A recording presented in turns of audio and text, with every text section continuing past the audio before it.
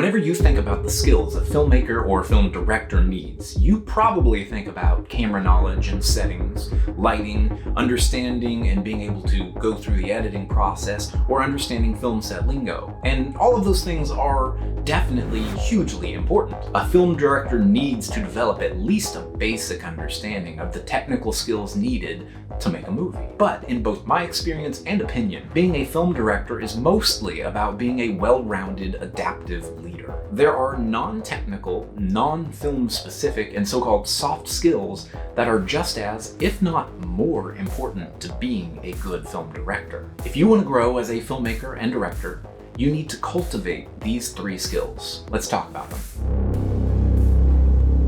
I know, organization is not a fun way to start this list. It's not a sexy term for a filmmaker or creative, but then again, without organization, we wouldn't have a list in the first place, now would we?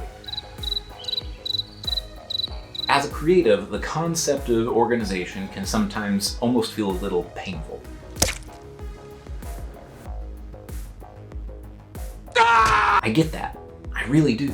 But every film you shoot is like a miniature business. There are tons of moving parts, tons of details, tons of decisions. There's a budget to be kept. And as the director, it's your job to make sure that all those elements come together. Control and direct the chaos into a final product. This is chaos magic, Wanda. And that makes you.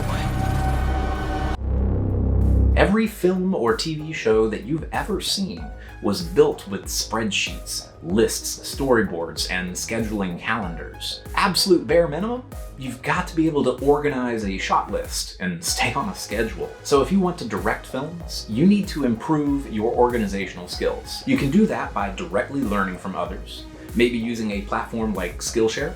By the way, Skillshare is not a sponsor for this video. I just really like their service and I've used it many times in the past. Organization is just like any other skill. If you practice it and seek out new learning, you will get better. You may even begin to enjoy it, and you'll be a better filmmaker for it. Directing films requires constant communication on multiple levels. From a creative perspective, you need to be able to clearly communicate your vision to all kinds of different people. From the director of photography to the actors to the sound designer, back to the investors, if you have any investors. You need to convey your ideas, adapting your communication style to suit each individual that you work with. And you need to be able to lead, encourage, listen to, and yes, engage in healthy conflict with the members of your team. Equally important is your receptive communication. You need to not just have your vision. I have a vision. But also be open to new ideas along the way. Your cast and crew should feel comfortable approaching you with a new idea or change, and you should be receptive enough to incorporate those changes if they help the film. And you need to be confident and communicative enough to say no if it doesn't suit the film. This combination of productive and receptive communication skills, combined with a little bit of humility and a passion for the work, is what leads to true creative collaboration. In my opinion, that's the secret recipe for truly great films and their directors. At least great directors that people want to work with again. Work on your communication skills and your mindset when it comes to project ownership. A great director shares their thoughts and the credit.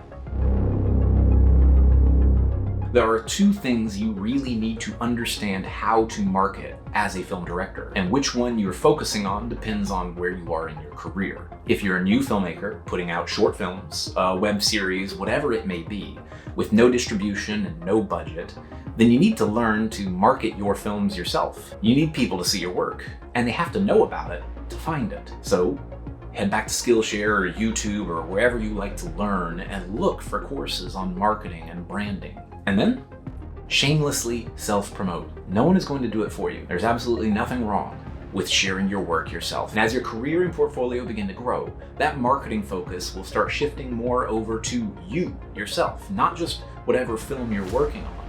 Whether you're planning to seek an agent, pitch films to producers, or build an online community around your work, you will, in many ways, become the product. It's not as extreme as it is for actors, but it's important.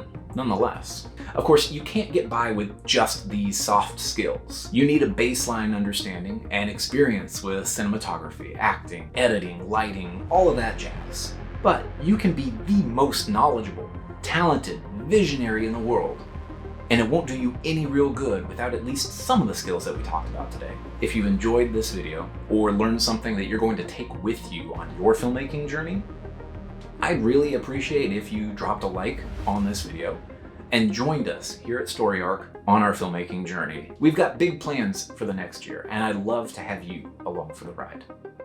Thanks again for watching, film friends, and remember to always keep telling your stories.